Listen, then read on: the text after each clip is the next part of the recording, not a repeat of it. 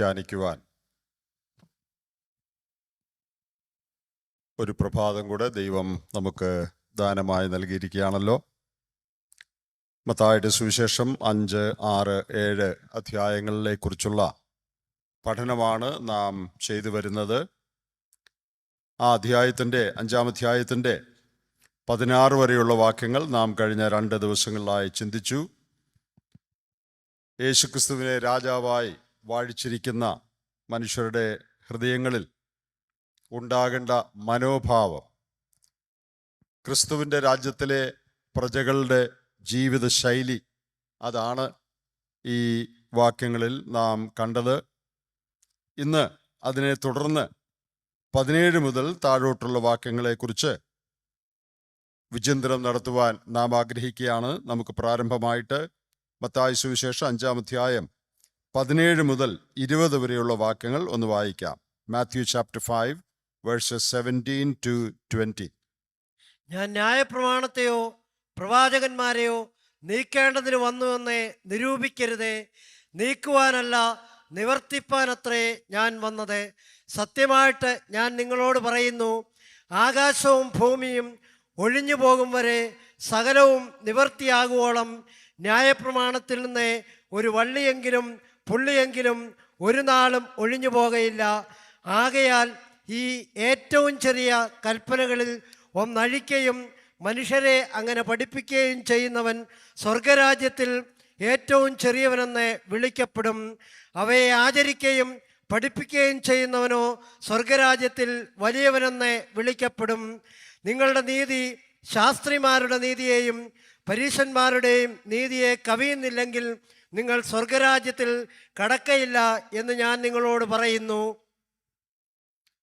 നമ്മുടെ കർത്താവ് ന്യായപ്രമാണത്തോടുള്ള ബന്ധത്തിൽ പറഞ്ഞ കാര്യങ്ങളാണ് താഴെയുള്ള വാക്യങ്ങളിൽ ഇനി നാം വായിക്കാനായിട്ട് പഠിക്കാനായിട്ട് പോകുന്നത്.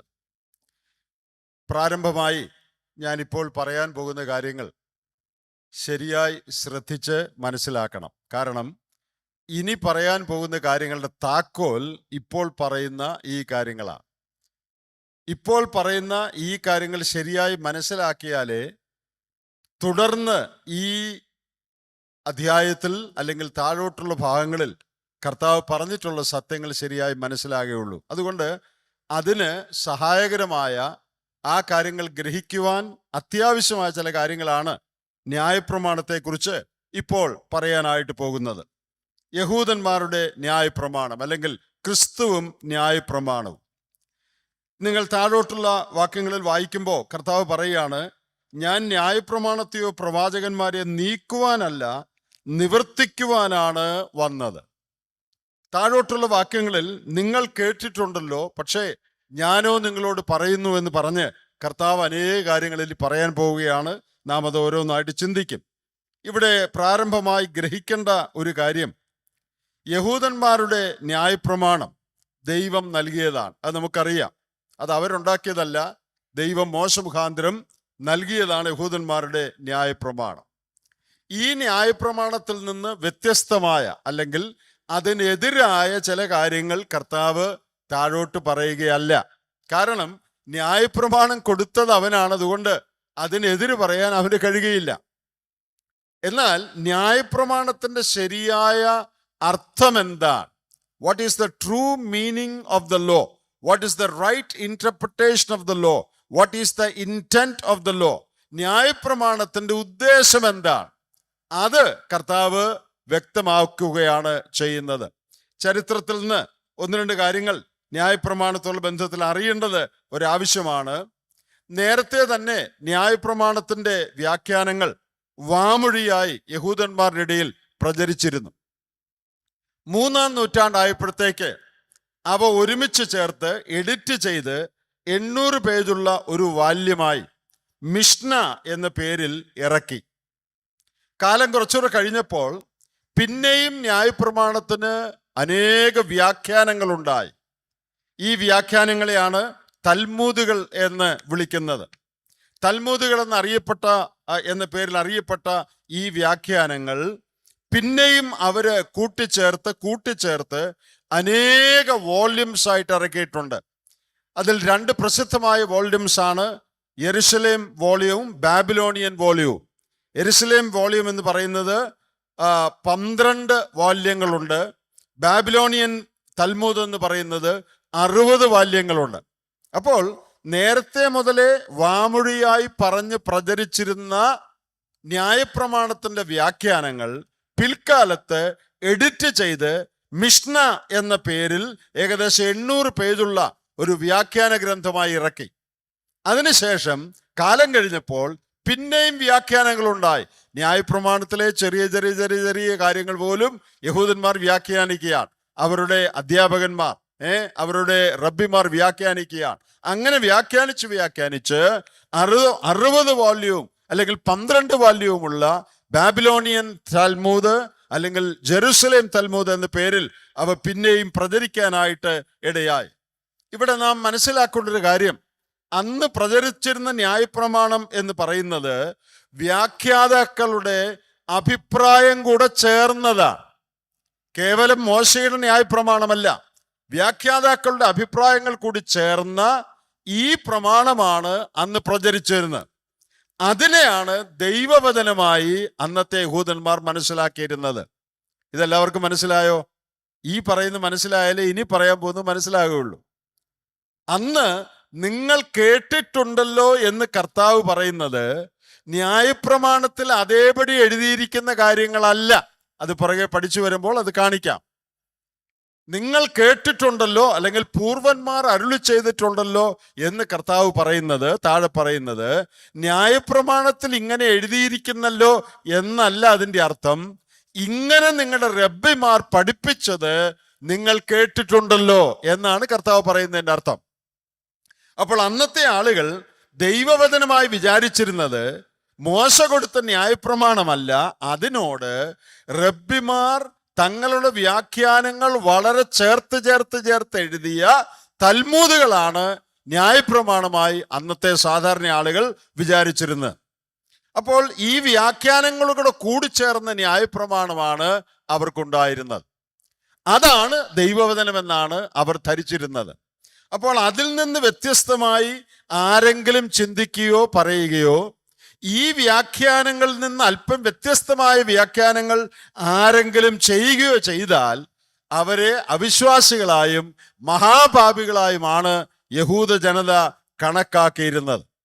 അപ്പോൾ ദൈവം ആദിയിൽ മോശ വഴി കൊടുത്ത ന്യായപ്രമാണത്തെക്കാൾ അവരുടെ മതനേതാക്കൾ കൂട്ടിച്ചേർത്ത വ്യാഖ്യാനങ്ങളും കൂടെ ഉള്ള ന്യായപ്രമാണമാണ് പ്രാധാന്യം കൈവരിച്ചത്. ഇത്രയും കാര്യങ്ങൾ എല്ലാവരും നന്നായിട്ട് മനസ്സിലാക്കണം. അപ്പോൾ നിങ്ങൾ കേട്ടിട്ടുണ്ടല്ലോ, പൂർവന്മാർ അരുളി ചെയ്തിട്ടുണ്ടല്ലോ എന്ന് കർത്താവ് പറയുമ്പോൾ ന്യായപ്രമാണത്തിൽ എഴുതിയിരിക്കുന്ന കാര്യങ്ങൾ അതേപടി പറയുകയല്ല. അന്ന് പ്രചാരത്തിലിരുന്ന ന്യായപ്രമാണം, അതും ഒറിജിനൽ ന്യായപ്രമാണം തമ്മിലുള്ള വ്യത്യാസം എന്താണ്? ഒറിജിനൽ ന്യായപ്രമാണത്തിൽ വ്യാഖ്യാനമില്ല, ഇന്റർപ്രിട്ടേഷൻ ഇല്ല, അത് ന്യായപ്രമാണമാണ്. എന്നാൽ അന്ന് പ്രചാരത്തിലിരുന്ന ന്യായപ്രമാണം എന്ന് പറയുന്നത് ആ ഒറിജിനൽ ന്യായപ്രമാണത്തിന്റെ അനേക വ്യാഖ്യാനങ്ങൾ കൂട്ടിച്ചേർത്ത് റബ്ബിമാരുടെ അഭിപ്രായത്തോടു കൂടെ അവരുടെ ഇന്റർപ്രിട്ടേഷൻസോട് കൂടെ ഇറങ്ങിയ ന്യായപ്രമാണമാണ്. അതാണ് തിരുവെഴുത്തായി യഹൂദന്മാർ മനസ്സിലാക്കിയിരുന്നത്. അതിനെക്കുറിച്ചാണ് കർത്താവ് പറയുന്നത്, പൂർവന്മാർ അരുളി ചെയ്തിട്ടുണ്ടല്ലോ അല്ലെങ്കിൽ നിങ്ങൾ കേട്ടിട്ടുണ്ടല്ലോ എന്ന്. So let me say that. See, the law that was used during the days of the Lord Jesus was not the original law. The rabbis, they interpreted every detail of the law and added that to the original law. So the book that was called as the law in those days was intermingled with the interpretation of the Jewish leaders. So people took that book or took them to be the word of God, not the original word of God. ആ കാര്യം അടിസ്ഥാനപരമായി മനസ്സിലാക്കേണ്ടത് ഒരു ആവശ്യമാണ്. അതിനെക്കുറിച്ച് ചില കാര്യങ്ങൾ പുറകെ ഞാൻ കൂടുതലായിട്ട് പറയുന്നതായിരിക്കും. ഇവിടെ കർത്താവ് പറയാണ്, ഞാൻ ന്യായപ്രമാണത്തെ നീക്കാനല്ല വന്നത്, നിവർത്തിക്കാനാണ് വന്നത്. യഹൂദന്മാര് കർത്താവിന്റെ വാക്കുകൾ കേട്ടപ്പോ അവര് ചിന്തിച്ചത് ഇവൻ ന്യായപ്രമാണത്തിനെതിരെ സംസാരിക്കുകയാണ്, ഇവൻ മോശയ്ക്കെതിരെ സംസാരിക്കുകയാണ്. കർത്താവ് ന്യായപ്രമാണത്തിനെതിരെയല്ല സംസാരിച്ചത്, മോശയ്ക്കെതിരെയല്ല സംസാരിച്ചത്. ന്യായപ്രമാണത്തെക്കുറിച്ച് അവരുടെ റബ്ബിമാർ കൊടുത്തിരുന്ന തെറ്റായ ഉപദേശങ്ങളെ കർത്താവ് തിരുത്തുകയാണ് ചെയ്യുന്നത്. ന്യായപ്രമാണത്തെ തിരുത്തുകയല്ല, ന്യായപ്രമാണത്തിന് അവർ കൊടുത്തിരുന്ന തെറ്റായ ഉപദേശങ്ങളെ തിരുത്തുകയാണ് ചെയ്തത്. The Lord Jesus was not correcting the law. There was nothing in the law to be corrected. He was correcting the wrong interpretation of the law. ന്യായപ്രമാണത്തിന്റെ തെറ്റായ വ്യാഖ്യാനങ്ങളെ കർത്താവ് തിരുത്തുകയാണ്, ന്യായപ്രമാണത്തെ തിരുത്തുകയല്ല. ന്യായപ്രമാണം തിരുത്താൻ ആവശ്യമില്ല, അവൻ തന്നെയാണ് ന്യായപ്രമാണം കൊടുത്തത്. എന്നാൽ അവൻ ന്യായപ്രമാണം കൊടുത്തപ്പോൾ, ദൈവം ന്യായപ്രമാണം കൊടുത്തപ്പോൾ എന്താണ് ഒറിജിനലി ഉദ്ദേശിച്ചത്, അതിൻ്റെ ശരിയായ അർത്ഥം എന്താണ്, ന്യായപ്രമാണം കൊണ്ട് എന്താണ് മനസ്സിലാക്കേണ്ടത്, കൽപ്പനകൾ ഏത് നിലയിലാണ് വീക്ഷിക്കേണ്ടത്, അതിൽ ദൈവം എന്താണ് ഉദ്ദേശിച്ചത്, അതാണ് കർത്താവ് താഴോട്ട് വ്യാഖ്യാനിക്കാനായിട്ട് പോകുന്നത്. So in the explanation of the Lord, he was not correcting the law, he was correcting the wrong interpretation of the law, and he was trying to tell them what God originally intended when he gave the law. The right meaning of the law, the right interpretation of the law, that is what the Lord is teaching in the Sermon on the Mount. ഇത് നാം മനസ്സിലാക്കിയാൽ ഇനി താഴോട്ട് പറയുന്ന കാര്യങ്ങൾ മനസ്സിലാകും. ഈ കാര്യം മനസ്സിലാക്കിയില്ലെങ്കിൽ താഴോട്ട് പറയുന്നത് എന്താണെന്ന് കൺഫ്യൂഷൻ ഉണ്ടാകുകയും ചെയ്യും. നിങ്ങൾ നോക്കുക, കർത്താവ് ന്യായപ്രമാണത്തെ നിവർത്തിക്കാനാണ്, നീക്കാനല്ല വന്നത് എന്ന് പറഞ്ഞു. കർത്താവ് എങ്ങനെയാണ് ന്യായപ്രമാണത്തെ നിവർത്തിച്ചത്? ഏത് നിലയിലാണ് കർത്താവ് ന്യായപ്രമാണത്തെ നിവർത്തിച്ചത്?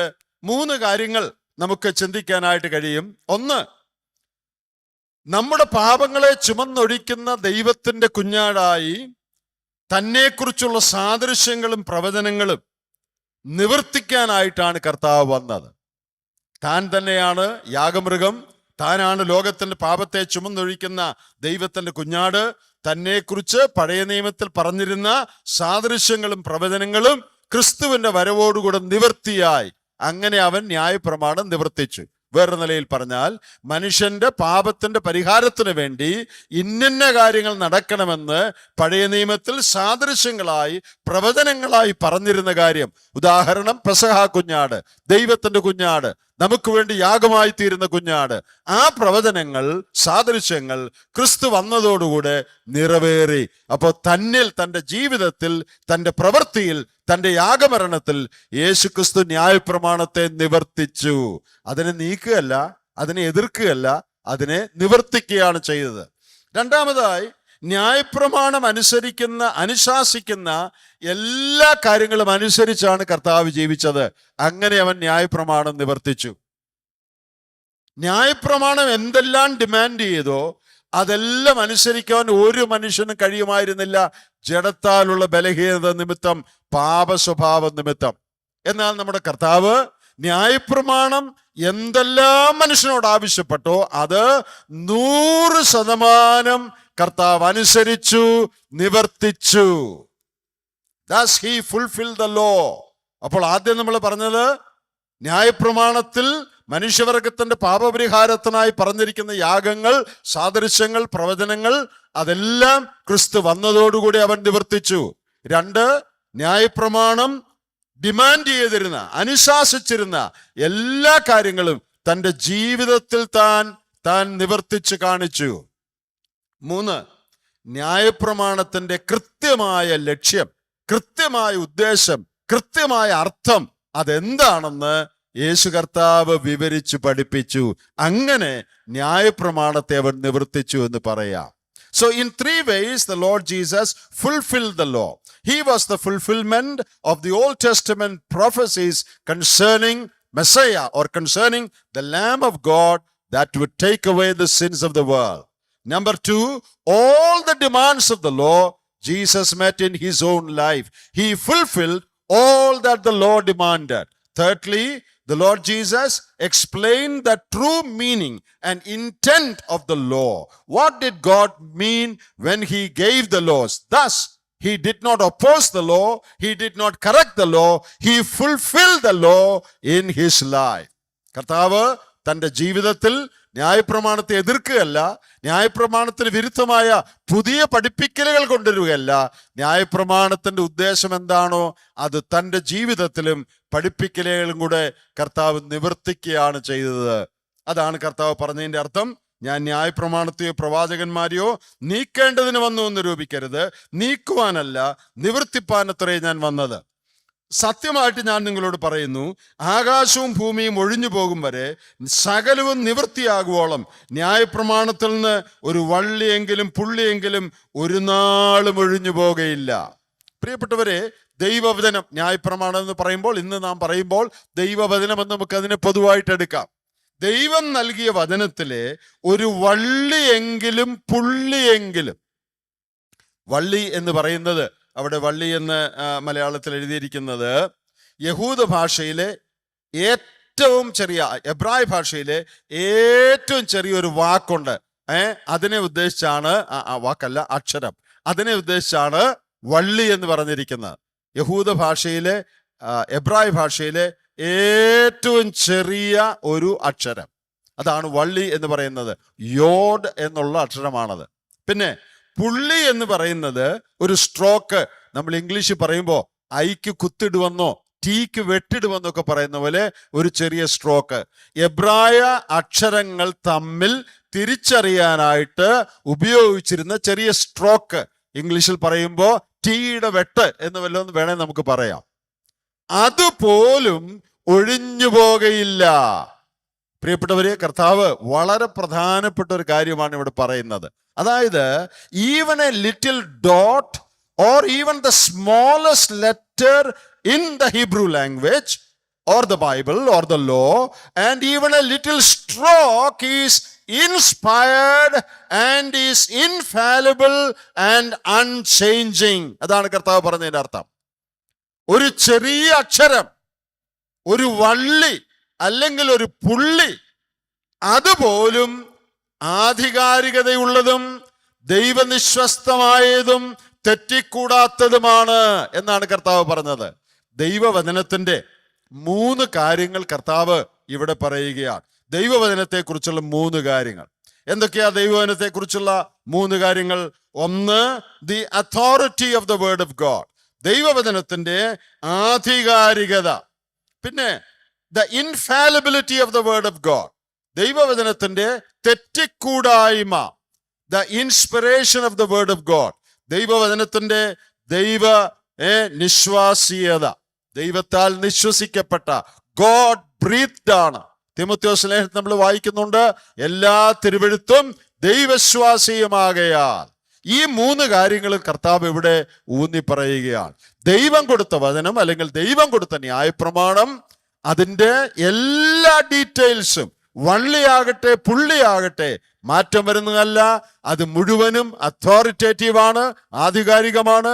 അത് മുഴുവനും ഇൻഫാലിബിൾ ആണ്, തെറ്റിക്കൂടാത്തതാണ്. മാത്രമല്ല അത് മുഴുവനും ഇൻസ്പയർഡ് ആണ്, ദൈവശ്വാസീയമാണ്. ദൈവത്തിന്റെ ഇൻസ്പിറേഷൻ ഉള്ളതാണ് ദൈവത്തിന്റെ വചനം. അപ്പോൾ ദൈവവചനത്തിന്റെ പ്രാധാന്യം, അതിൻ്റെ മഹത്വം, അതിൻ്റെ തെറ്റിക്കൂടായ്മ, അതിൻ്റെ ആധികാരികത കർത്താവ് ഇവിടെ ഈ ഭാഗത്ത് ഊന്നി പറയുന്നതായിട്ടാണ് നാം കാണുന്നത്.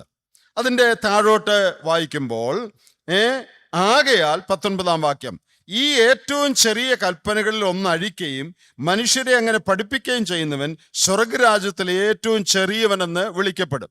അവയെ ആദരിക്കുകയും പഠിപ്പിക്കുകയും ചെയ്യുന്നവനോ സ്വർഗരാജ്യത്തിൽ വലിയവനെന്ന് വിളിക്കപ്പെടും. ഇവിടെ ദൈവവചനത്തോടുള്ള നമ്മുടെ പ്രതികരണം എന്തായിരിക്കണമെന്ന് പറയുക.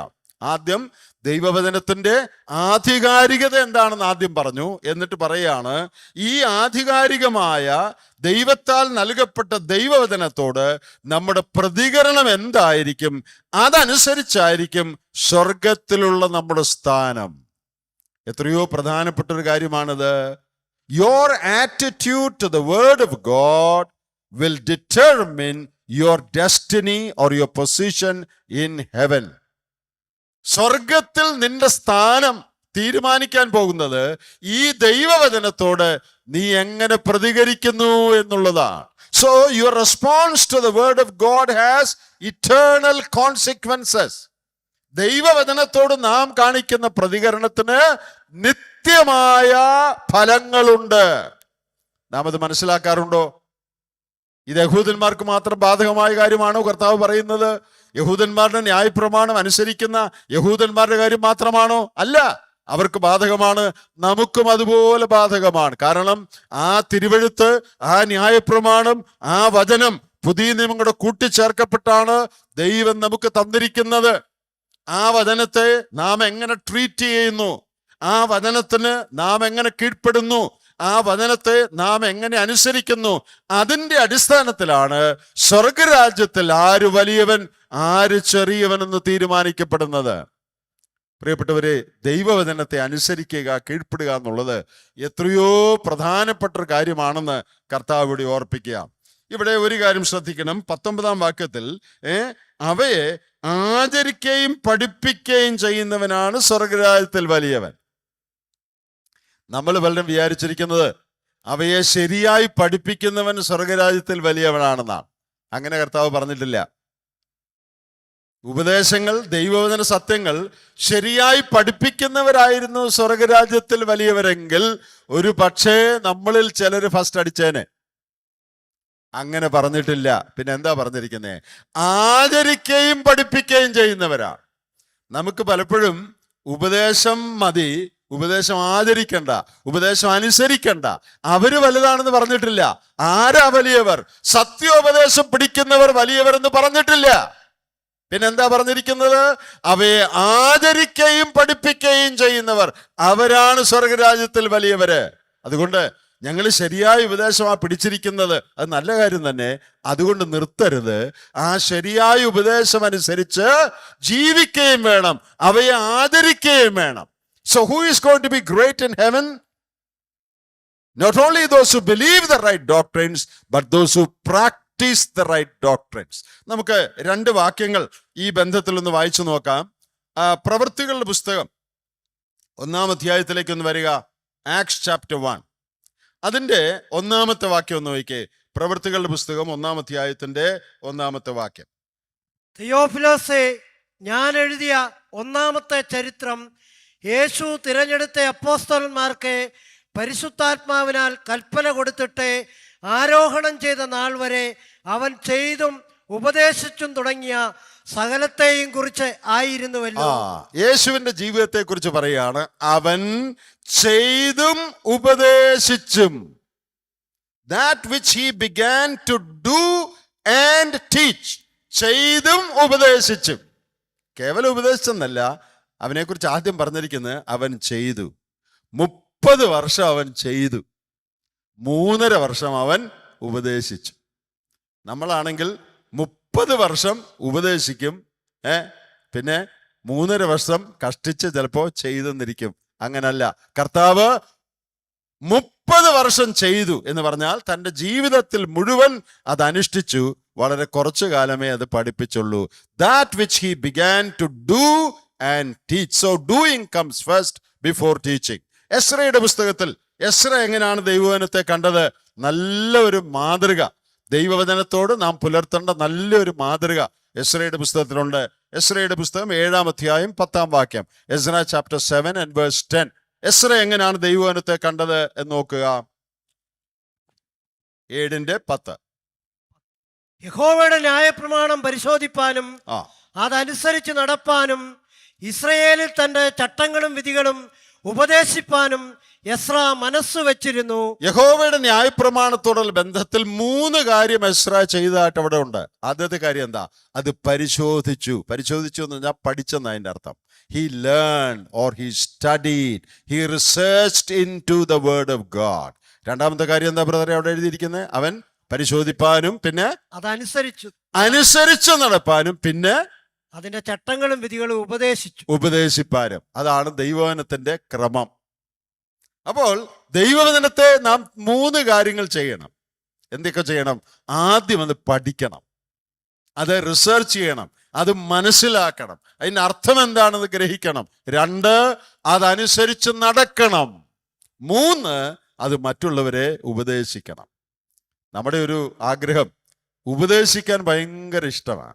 ബാക്കിയുള്ളവർ ഉപദേശിപ്പാൻ നമുക്ക് വളരെ ആഗ്രഹമാണ്. പക്ഷേ അത് ശരിയായിട്ട് പഠിക്കാനും വേണ്ടത്ര താല്പര്യമില്ല, പിന്നെ അനുസരിക്കാൻ അത്ര പോലും താല്പര്യമില്ല. പഠിക്കുകയും അനുസരിക്കുകയും ചെയ്യാതെ ഉപദേശിക്കാൻ ദൈവം ഉദ്ദേശിച്ചിട്ടില്ല. നമ്മൾ പെർഫെക്റ്റ് ആയിട്ടേ ബാക്കിയുള്ളവർ ഉപദേശിക്കാവൂ എന്നല്ല പറയുന്നതിൻ്റെ അർത്ഥം. നാം തന്നെ ദൈവവചനം പഠിക്കുന്നവരും അതെന്താണ് പറയുന്നതെന്ന് മനസ്സിലാക്കുന്നവരും ദൈവകൃപയിൽ ആശ്രയിച്ച് നമ്മുടെ ജീവിതത്തിൽ അത് പ്രായോഗികമാക്കുവാൻ ശ്രമിച്ചുകൊണ്ടിരിക്കുന്നവരും അതോടൊപ്പം ബാക്കിയുള്ളവരെ ഉപദേശിക്കുന്നവരുമായിരിക്കണം. അപ്പൊ ഈ മാതൃകയാണ് നാം പിന്തുടരേണ്ടത്. കർത്താവ് ഇവിടെ പറഞ്ഞു അത് തന്നെയാണ്. ആചരിക്കുകയും പഠിപ്പിക്കുകയും ചെയ്യണം. പഠിപ്പിച്ചാൽ മാത്രം പോരാ, ആചരിക്കുകയും പഠിപ്പിക്കുകയും ചെയ്യണം. That which Jesus began to both do and teach. That is what Ezra did. He researched into, he examined the word of God, he studied the word of God, then he obeyed the word of God, then he taught the word of God. നമുക്കും ഈ നല്ല മാതൃക പിന്തുടരാനായിട്ട് സാധിക്കും. എത്ര ഭംഗിയായിട്ട് കർത്താവ് ഈ കാര്യം പറഞ്ഞു. അപ്പോൾ ദൈവവചനത്തിന്റെ പ്രാധാന്യം, ദൈവവചനം അനുസരിക്കേണ്ടതിന്റെ ആവശ്യകത, ദൈവവചനം അനുസരിച്ചാലുള്ള കോൺസിക്വൻസസ്, അതിന്റെ അനന്തരഫലങ്ങൾ എന്തായിരിക്കുമെന്ന് കർത്താവ് ഇവിടെ വ്യക്തമായിട്ട് പറയുക. പ്രിയപ്പെട്ടവരെ, 17 മുതൽ 19 വരെയുള്ള വാക്യങ്ങളിൽ നമ്മുടെ സ്വർഗരാജ്യത്തിലെ സ്ഥാനവും പദവിയും ഒക്കെ തിരുവെഴുത്തുകളോട് നാം എങ്ങനെ പ്രതികരിക്കുന്നു എന്നുള്ളതിനെ ആശ്രയിച്ചാണ് ഇരിക്കുന്നതെന്ന് കർത്താവ് വ്യക്തമാക്കിയിരിക്കുകയാണ്. ഇത് നമുക്ക് നല്ലൊരു പാഠമായിരിക്കട്ടെ. നമ്മുടെ കയ്യിൽ എഴുതപ്പെട്ട് തന്നിരിക്കുന്ന ഈ 66 പുസ്തകങ്ങളെ നാം എങ്ങനെ ട്രീറ്റ് ചെയ്യുന്നു, അതിലെ സത്യങ്ങൾ നാം എങ്ങനെ പിൻപറ്റുന്നു, അതിനോട് എന്ത് മനോഭാവം നാം കാണിക്കുന്നു, അതിനെ അനുസരിച്ചാണ് നമ്മുടെ സ്വർഗരാജ്യത്തിലെ പദവി, സ്ഥാനം അല്ലെങ്കിൽ പ്രതിഫലം ഇരിക്കാനായിട്ട് പോകുന്നത്. നമുക്കത് പ്രത്യേകമൊന്ന് ഓർത്തിരിക്കാം. ഇനി അതിന്റെ അടുത്ത വാക്യത്തിൽ വേറൊരു വലിയ കാര്യം കർത്താവ് പറയുകയാണ്. 20-ാമത്തെ വാക്യം, നിങ്ങളുടെ നീതി ശാസ്ത്രിമാരുടെ നീതിയെയും പരീശന്മാരുടെ നീതിയെ കവിയുന്നില്ലെങ്കിൽ നിങ്ങൾ സ്വർഗരാജ്യത്തിൽ കടക്കയില്ല എന്ന് ഞാൻ നിങ്ങളോട് പറയുന്നു. നിങ്ങളുടെ നീതി ശാസ്ത്രിമാരുടെയും പരീശന്മാരുടെയും നീതിയെ കവിയുന്നില്ലെങ്കിൽ, ഒരു കാര്യം ഒന്ന് ശ്രദ്ധിക്കണേ, ആ കാലത്ത് ഏറ്റവും ആത്മീയരായിട്ട് അറിയപ്പെട്ടിരുന്ന ആളുകള് ശാസ്ത്രിമാരും പരീശന്മാരുമാണ്. നിങ്ങൾ ഒരു യഹൂദനോട് ചോദിക്കുക, നമുക്ക് പത്രോസിനോട് തന്നെ ചോദിക്കാം, പത്രോസേ, നിന്റെ അഭിപ്രായത്തിൽ നീ കണ്ടിടത്തോളം നിങ്ങളുടെ കൂട്ടത്തിൽ ഏറ്റവും ആത്മീയരാരാ, ഏറ്റവും ഭക്തരാരാ എന്ന് ചോദിച്ചാൽ ഏത് യഹൂദനും അല്ലെങ്കിൽ പത്രോസ് മറുപടി പറയും. എന്ത് പറയും? ഞങ്ങളുടെ കൂട്ടത്തിലോ, ഞങ്ങളുടെ ഏറ്റവും ആത്മീയര് ഞങ്ങളുടെ ശാസ്ത്രിമാരും പരീശന്മാരുമാണ്. എന്നാൽ ഇവിടെ കർത്താവ് പറയാണ്, അവരുടെ നീതി മാത്രമേ നിങ്ങൾക്കുള്ളെങ്കിൽ നിങ്ങൾ സ്വർഗരാജ്യത്തിൽ കടക്കയില്ല. അപ്പൊ അവര് സ്വർഗരാജ്യത്തിൽ കടക്കയില്ല എന്നുള്ളതാണ് ഇംപ്ലൈഡ് ആയിട്ടുള്ളത്. അവരുടെ നീതിയെ കവിയുന്ന നീതി നിങ്ങൾക്കുണ്ടാകണം. പ്രിയപ്പെട്ടവരെ, നമ്മളിപ്പോൾ ഇത് വായിക്കുമ്പോൾ നമുക്ക് പ്രത്യേകിച്ചൊന്നും തോന്നുന്നില്ല, കാരണം നമ്മുടെ കോണ്ടെക്സ്റ്റ് അതല്ല. എന്നാൽ നിങ്ങൾ ആ യഹൂദന്മാരുടെ കോണ്ടെക്സ്റ്റിൽ നിങ്ങളെ തന്നെ ഒന്ന് ആക്കിക്കേ. നമ്മളെല്ലാം കർത്താവ് ജീവിച്ചിരുന്ന കാലത്ത് ജീവിച്ചിരിക്കുന്ന യഹൂദന്മാരാണെന്ന് ഒരു നിമിഷം ഒന്ന് ചിന്തിക്കുക. നമ്മളെല്ലാം യഹൂദന്മാരാണ്, കർത്താവ് ജീവിച്ചിരുന്ന കാലത്ത് ജീവിക്കുന്ന യഹൂദന്മാരാണ്. അപ്പൊ നമ്മുടെ ഏറ്റവും വലിയ ആളുകൾ ആരാ? നമ്മുടെ ഏറ്റവും വലിയ ഉപദേശി, നമ്മുടെ ഏറ്റവും വലിയ വേദപണ്ഡിതൻ, നമ്മുടെ ഏറ്റവും വലിയ ആത്മീകൻ, നമ്മെ നയിക്കുന്നത് ആരാ? ശാസ്ത്രിമാരും പരീശന്മാരും. അവരാണ് ഏറ്റവും ഭക്തര്.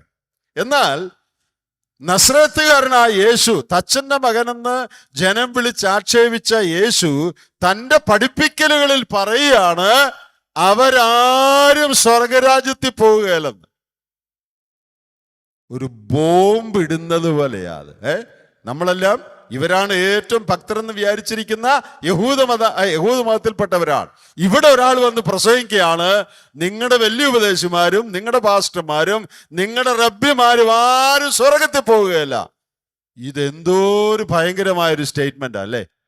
നമുക്കിപ്പോൾ അത് തോന്നുന്നില്ല, കാരണം നമ്മൾ ആ കോണ്ടെക്സ്റ്റിലല്ലാത്തതുകൊണ്ട്. എന്നാൽ ആ കോണ്ടെക്സ്റ്റിലുള്ളവർ ചുമ്മാതല്ല കർത്താവിനെ കൊല്ലണമെന്ന് അവർ പ്ലാൻ ചെയ്തത്.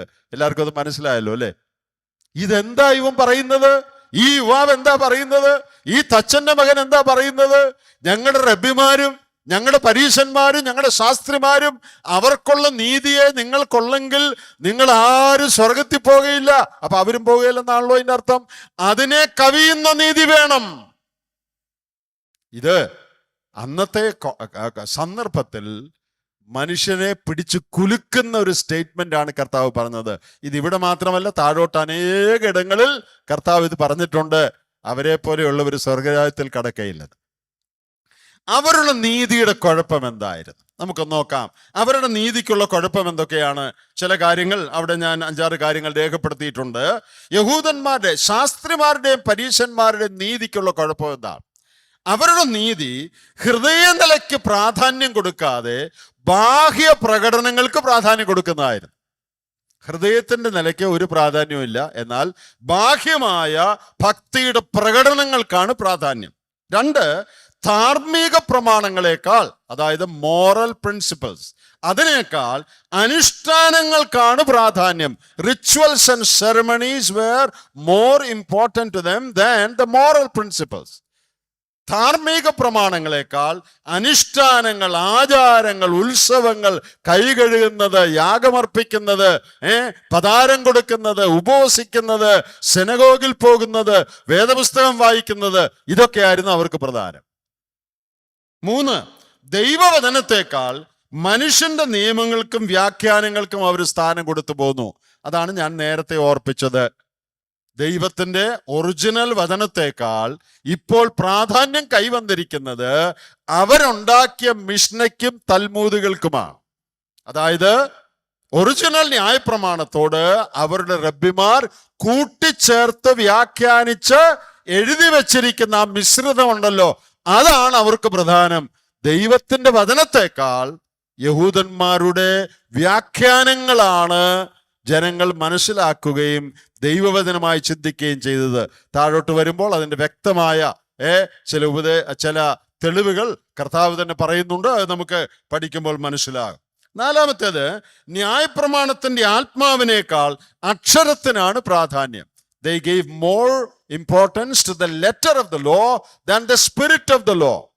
ഈ ന്യായപ്രമാണത്തിന്റെ അർത്ഥം എന്താണ് എന്നുള്ളതിനേക്കാൾ, എന്താ ഉദ്ദേശിച്ചത് എന്നുള്ളതിനേക്കാൾ അതിന്റെ അക്ഷരത്തിനാണ് പ്രാധാന്യം കൊടുത്തത്.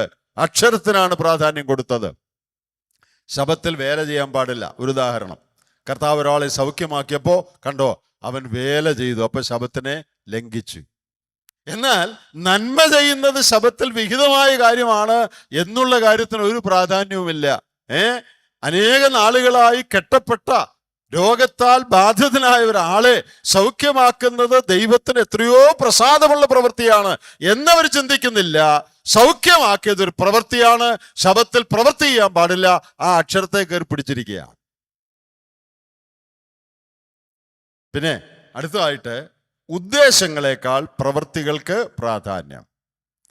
ഉദ്ദേശത്തിനാണ് ദൈവം പ്രാധാന്യം കൊടുക്കുന്നത്, പ്രവൃത്തിക്ക് തന്നെയല്ല. എന്നാൽ അവർക്ക് ഉദ്ദേശം എന്താണെന്നുള്ളത് ഇപ്പോൾ മുമ്പേ പറഞ്ഞ ഉദാഹരണം തന്നെ, അത് പ്രധാനമല്ല, പ്രവൃത്തിയാണ് പ്രധാനം. ദൈവപ്രസാദത്തെക്കാൾ മനുഷ്യനെ പ്രസാദിപ്പിക്കുന്നതിന് പ്രാധാന്യം. മനുഷ്യന്റെ മാനം അന്വേഷിക്കുക. കർത്താവ് അത് പറഞ്ഞിട്ടുണ്ട്. അവർ ഉപവസിക്കുകയും പ്രാർത്ഥിക്കുകയും ഒക്കെ ചെയ്യുന്നത് മനുഷ്യന്റെ മാനം അന്വേഷിക്കാനാണ്, ദൈവത്തെ പ്രസാദിപ്പിക്കാനല്ല. ഞാൻ ഒത്തിരി പ്രാർത്ഥിക്കുന്ന ആളാണെന്ന് കാണിക്കാൻ. നിങ്ങൾ കേട്ട് കാണും, യഹൂദന്മാരുടെ പ്രാർത്ഥനയെക്കുറിച്ച് കർത്താവ് തന്നെ യഹൂദന്മാരുടെ പ്രാർത്ഥനയെക്കുറിച്ച് റെഫർ ചെയ്യുന്നുണ്ട്. അവരുടെ പ്രാർത്ഥനയെക്കുറിച്ച് പറയുന്നത്, പ്രാർത്ഥനാ സമയങ്ങളിൽ മറ്റുള്ളവര് കാണാനായിട്ട് പ്രാർത്ഥിക്കും. ഇപ്പോ 9 മണി പ്രാർത്ഥനാ സമയമാണെന്ന് വിചാരിക്കുക. അപ്പോ ഒരു 8:45 ഇവിടുന്ന് ഇറങ്ങും. ഇവിടെ വീടെങ്കിൽ പതുക്കെ ഇറങ്ങി അപ്പൊ പതുക്കെ നടന്ന് കല്ലിശ്ശേരി കവലയിലെത്തും. അപ്പൊ 9 മണിയായി. കവലയിൽ ഇഷ്ടംപോലെ ആളും വണ്ടിയും ഓട്ടോയും എല്ലാം ഉള്ള കവലയാ, ധാരാളം ആളുകൾ, കടകളൊക്കെ ഉള്ള കവലയാ. അപ്പോ 9 മണിയാകുമ്പോ കവലയിൽ എത്തത്തക്കവണ്ണം വീട്ടിൽ നിന്ന് ഇറങ്ങും. എന്നിട്ട് 9 മണിയാകുമ്പോ, അയ്യോ മണി 9 ആയോ, പ്രാർത്ഥിക്കാനുള്ള നേരമായല്ലോ, കവലയിൽ നിന്നുകൊണ്ട് ഒരു വലിയ പ്രാർത്ഥന. അപ്പൊ കാണുന്നവരെല്ലാം എന്തോ പറയും, അയ്യോ എന്തോ ഒരു ഭക്തനാ അല്ലേ, റോഡിൽ നിന്നും ആള് പ്രാർത്ഥിക്കുക. ഇത് പ്ലാൻഡാ, പ്രീ പ്ലാൻഡായി ടൈമിങ്ങും പ്രാർത്ഥനയും. മനുഷ്യന്റെ മാനം കിട്ടാനായിട്ട്. പിന്നെ കർത്താവ് താഴെ നമ്മൾ വായിക്കുന്നുണ്ടല്ലോ, കാഹളമൂതിക്കും ധർമ്മം കൊടുക്കുമ്പോ. ഞാന് വീട്ടിൽ 100 പാവപ്പെട്ടവർക്ക് കഞ്ഞി കൊടുക്കുകയാണ് ഇന്ന് രാവിലെ. അപ്പോ അത് നാട്ടുകാരറിയണ്ടേ? അതിന് 2 ചെണ്ടകൊട്ട്, നമ്മുടെ കടകളൊക്കെ ഉദ്ഘാടനം ചെയ്യുമ്പോൾ ചെണ്ട കൊട്ടുകയാണല്ലോ എന്ന് പറയുന്ന പോലെ, അവരുടെ ഭാഷയിൽ കാഹളമൂതിക്കുക, രാവിലെ വലിയ ചെണ്ടകൊട്ട്. അപ്പൊ നാട്ടുകാരനെ ചോദിക്കുക, എന്താ അവിടെ എന്തോ? അവിടെ പുള്ളി 100 പാവപ്പെട്ടവർക്ക് ഭക്ഷണം കൊടുക്കായിരുന്നു. ഓ, അത് ശരി, അപ്പോ തനിക്ക് മാനം കിട്ടി. ഇങ്ങനെ മനഃപൂർവ്വം ചെയ്യും. അതായിരുന്നു യഹൂദന്മാരുടെ ഈ ശാസ്ത്രിമാരുടെയും പരീശന്മാരുടെയും ഒരു രീതി. നമുക്ക് ഇന്നത് കേട്ടാൽ വിശ്വസിക്കാൻ പ്രയാസം തോന്നുന്ന അത്രയ്ക്ക് റിഡിക്കുലസ് ആയിട്ട് അപഹാസ്യമായ നിലയിലാണ് ഈ യഹൂദന്മാർ ചില കാര്യങ്ങൾ ചെയ്തിരുന്നത്. ഇന്ന് നമുക്കത് കേൾക്കുമ്പോൾ ഇത് അങ്ങനെയൊക്കെ ചെയ്തോ എന്ന് ചിലപ്പം തോന്നും. എന്നാൽ അന്നത്തെ എഴുത്തുകൾ നിങ്ങൾ വായിച്ചു നോക്കണം. അവർ ചെയ്തിരുന്ന കാര്യങ്ങൾ നമ്മൾ വായിച്ചാൽ നമുക്ക് ചിരി വരും. മനഃപൂർവ്വം പ്ലാൻ ചെയ്ത്, ടൈമിങ് പ്ലാൻ ചെയ്ത്, കവലെ ചെല്ലത്തക്കവണ്ണം പ്ലാൻ ചെയ്ത് അവിടെ നിന്ന് പ്രാർത്ഥിക്കും. വല്ലവർക്കും വല്ല നന്മയും ചെയ്താൽ അത് കാഹളമൂതി നാട്ടുകാരെ എല്ലാം അറിയിക്കും. അതിനെയൊക്കെയാണ് കർത്താവ് താഴോട്ട് വിമർശിക്കുന്നത്. പ്രാർത്ഥിക്കുന്നതിനെ കർത്താവ് വിമർശിക്കുകയല്ല, ഇങ്ങനെ പ്രാർത്ഥിക്കുന്നതിന്. ദാനധർമ്മം ചെയ്യുന്നതിനെ കർത്താവ് എതിർക്കുകയല്ല, മനുഷ്യന്റെ മാനത്തിനായി ചെയ്യുന്നതിനെ. താഴോട്ടുള്ള നമ്മുടെ പഠനത്തിൽ അങ്ങനെയുള്ള പല കാര്യങ്ങൾ വരും. പിന്നെ ഒടുവിലതായിട്ട് സ്വന്തം നീതിബോധത്തിൽ മറ്റുള്ളവരെ വിധിക്കാനുള്ള പ്രവണത. ഞാൻ ചില കാര്യങ്ങളൊക്കെ നീതിയായും ന്യായമായും മനസ്സിലാക്കി വെച്ചിട്ടുണ്ട്, അതിൻ്റെ വെളിച്ചത്തിൽ ബാക്കി എല്ലാവരെയും വിധിക്കുക. വെള്ള ഷർട്ട് ഇടുന്നതാണ് ദൈവഭക്തി. വെറുതെ ഒരു ഉദാഹരണം പറയാണ് കേട്ടോ. വെള്ള ഷർട്ട്, അതാണ് വെള്ള സാരി ഉടുക്കണം, അതാണ് ദൈവഭക്തി. അങ്ങനെ ഞാൻ മനസ്സിലാക്കി വെച്ചിരിക്കുന്നത്. അപ്പോൾ കളർ സാരി ഉടുത്ത എല്ലാ സഹോദരിമാരും, കളർ ഷർട്ട് ഇട്ട സഹോദരന്മാരെല്ലാം അനാത്മീയരാ. അവർക്ക് വെളിച്ചമില്ല. അവര് ദൈവത്തെ പ്രസാദിപ്പിച്ച് ജീവിക്കുന്നവരല്ല. വേദപുസ്തകത്തിൽ എവിടെയെങ്കിലും എഴുതിയിട്ടുണ്ടോ അങ്ങനെ? വേദപുസ്തകത്തിലൊന്നും എഴുതിയിട്ടില്ല. പക്ഷെ ഞാൻ മനസ്സിലാക്കി വെച്ചിരിക്കുന്ന അങ്ങനെ. ഞാൻ മനസ്സിലാക്കിയതിൻ്റെ അടിസ്ഥാനത്തിൽ ബാക്കിയുള്ളവരെല്ലാം കുറ്റം വിധിക്കുക. പ്രിയപ്പെട്ടവരെ, ഇപ്പോ ഈ ശാസ്ത്രിമാരുടെയും പരീശന്മാരുടെയും നീതി എന്ന് പറഞ്ഞ് യഹൂദന്മാരുടെ കാര്യമാണ് നമ്മളിപ്പോൾ പറഞ്ഞത്. ഇനി ഇത് ഓരോ പോയിന്റ് എടുത്ത് നമ്മുടെ കാര്യമായിട്ടൊന്ന് ചിന്തിച്ചു നോക്കിക്കേ. ഹൃദയനിലയേക്കാൾ ബാഹ്യപ്രകടനങ്ങൾക്ക് പ്രാധാന്യം. ഹൃദയത്തിൽ പിണക്കവും വഴക്കും വിദ്വേഷവും വൈരാഗ്യവും എല്ലാം ഉണ്ട്. എന്നാൽ അതിനേക്കാൾ പ്രധാനം വേറെ ചില കാര്യങ്ങളാണ്, ബാഹ്യമായ ചില കാര്യങ്ങളാണ്. പിന്നെ ധാർമ്മിക പ്രമാണങ്ങളെക്കാൾ അനുഷ്ഠാനങ്ങൾ, ഒബ്സർവൻസസ്, അതിനാണ് പ്രാധാന്യം. ഞാൻ ഒരു ചെറിയ കാര്യം വലിയ കാര്യം പറഞ്ഞോട്ടെ. നമ്മുടെ ആത്മീയതയിൽ എന്തുമാത്രം ഇന്ന് അധപ്പതിച്ചിരിക്കുന്നു എന്നുള്ളതിൻ്റെ ഒരു ചെറിയ തെളിവ്. ഞാൻ ഈ കഴിഞ്ഞ ദിവസം ഒരു യുവാവുമായിട്ട് സംസാരിച്ചു. അപ്പൊ അവൻ രക്ഷിക്കപ്പെട്ട് സ്നാനപ്പെട്ട് സഭാകൂട്ടായ്മയിലുള്ളതാണെന്ന് പറഞ്ഞു. നല്ല കാര്യം. അപ്പൊ ഞാൻ അവനോട് ചോദിച്ചപ്പോൾ, നീ വേദപുസ്തകം വായിക്കാറുണ്ടോ? അപ്പൊ അവൻ പറഞ്ഞു, വേദപുസ്തകം ഒന്നും വായിക്കാറില്ല. രക്ഷിക്കപ്പെട്ട് സ്നാനപ്പെട്ട് കൂട്ടായ്മയിലുള്ളവനാണേ, വേദപുസ്തകം വായിക്കാറില്ല. പ്രാർത്ഥിക്കാറുണ്ടോ? അപ്പൊ അവൻ പറഞ്ഞു, വീട്ടിൽ കുടുംബ പ്രാർത്ഥനയുണ്ട്, അതായത് അപ്പനും അമ്മയൊക്കെ കൂടെ പ്രാർത്ഥിക്കുന്നുണ്ട്. അല്ല, മോൻ തന്നെ പ്രാർത്ഥിക്കാറുണ്ടോ? ഞാൻ തന്നെ അങ്ങനെ പ്രാർത്ഥിക്കാറില്ല. കഥ തീർന്നില്ല, എൻ്റെ പ്രധാന ഭാഗം ഇനി വരുന്നേ ഉള്ളൂ.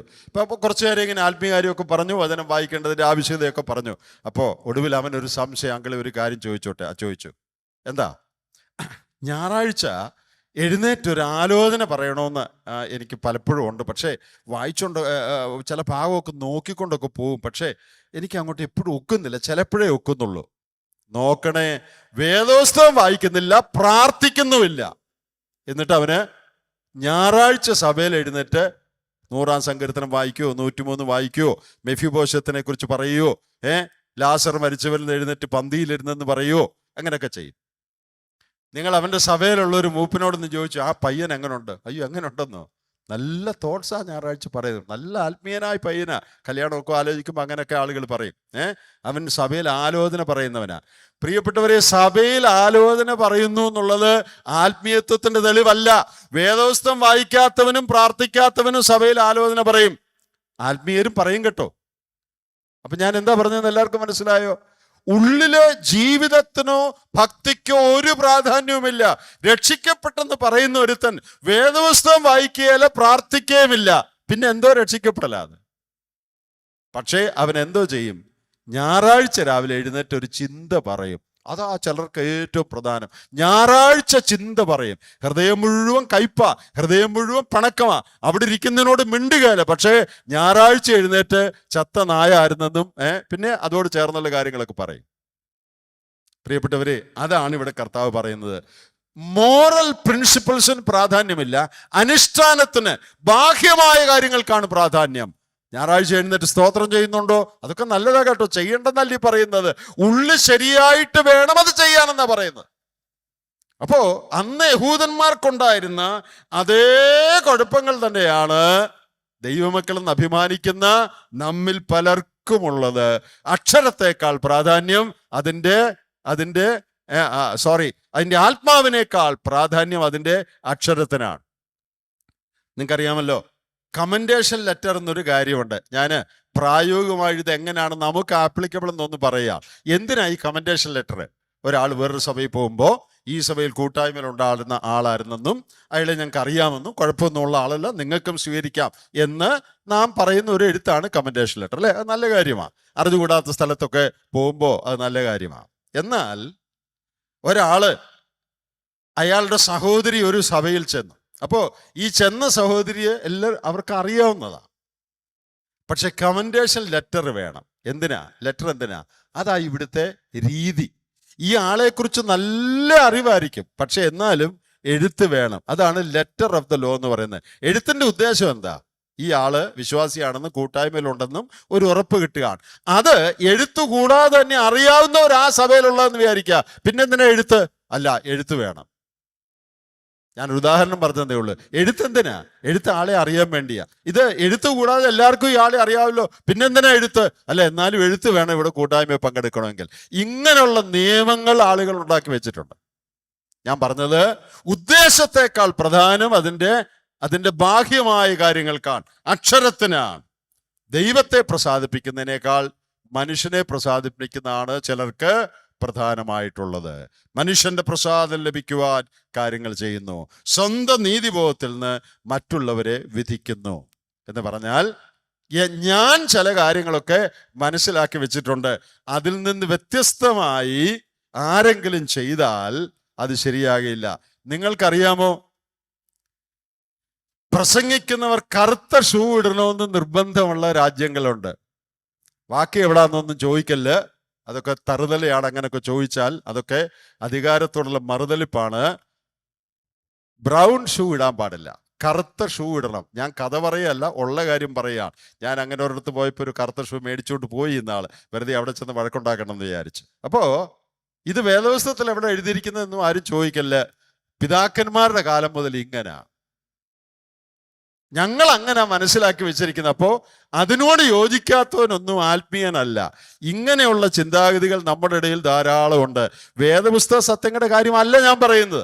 വേദപുസ്തക സത്യങ്ങൾ ലോകത്തിൽ നമ്മൾ എല്ലാവരും ഒരുപോലെ പ്രമാണിക്കണം. എന്നാൽ ചില കാര്യങ്ങൾ നാം ധരിച്ചു വെച്ചിട്ടുണ്ട്. വേദപുസ്തകത്തിലുള്ളൊന്നുമല്ല, നമ്മൾ ധരിച്ചു വെച്ചിരിക്കുക. അതിനോട് ആരെല്ലാം യോജിക്കയില്ലോ അവരോടെല്ലാം നമ്മൾ പിണങ്ങും. അവരൊന്നും ശരിയായ ബ്രദർ അല്ല, അവര് ഒറിജിനൽ ബ്രദർ അല്ല. ആയിരുന്നെങ്കിൽ ഞാൻ ചിന്തിക്കുന്ന പോലെ ചിന്തിച്ചേനല്ലോ. അവരൊന്നും ആത്മീയരല്ല, അവരൊക്കെ ശരിയായ വഴി നടക്കുന്നവരല്ല. ഇത് യഹൂദന്മാരുടെ വലിയൊരു പ്രശ്നമായിരുന്നു.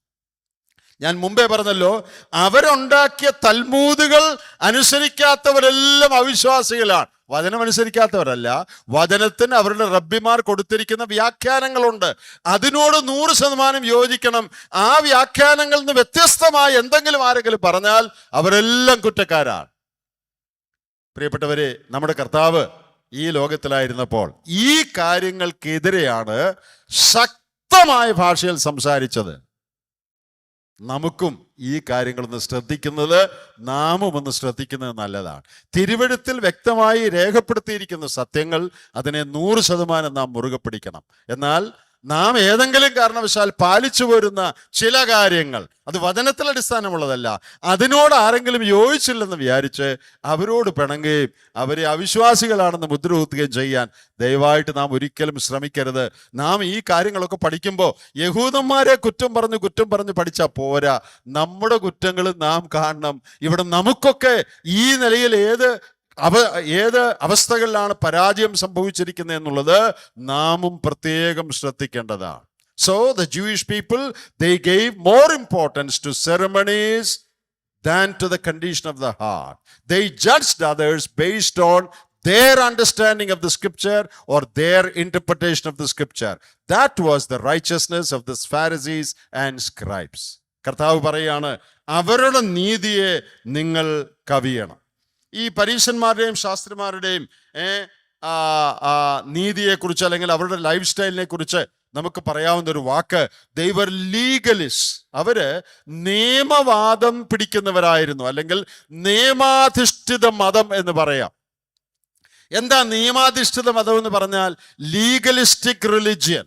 അതായത് ചില റൂളുകൾ, ചില വ്യവസ്ഥകൾ, അതാണ് പ്രധാനം, അല്ലാതെ അതിൻ്റെ ആന്തരികമായ അർത്ഥത്തിന് പ്രാധാന്യമില്ല.